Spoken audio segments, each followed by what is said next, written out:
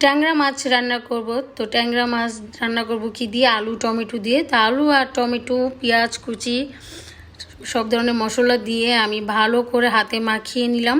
এরপরে দিয়ে দিলাম একটু পরিমাণ মতো পানি, দিয়ে দিলাম কয়টা কাঁচামরিচ। কার কার ট্যাংরা মাছ পছন্দ সবাই কমেন্টে জানাবা। তাই তো আমি মাখিয়ে বসিয়ে দিয়ে এলাম চুলায়। তো আমার তরকারিটা এই তো বলক চলে আসছে।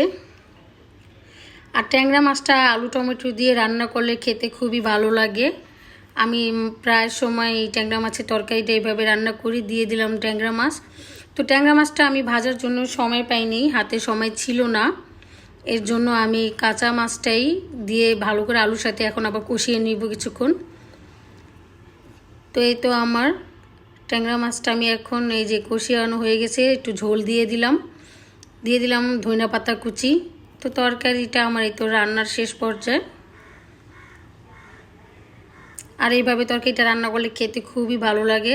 তো এই হচ্ছে ট্যাংরা মাছের তরকারি রেসিপি। আল্লাহ হাফেজ, সবাই ভালো থাকবেন।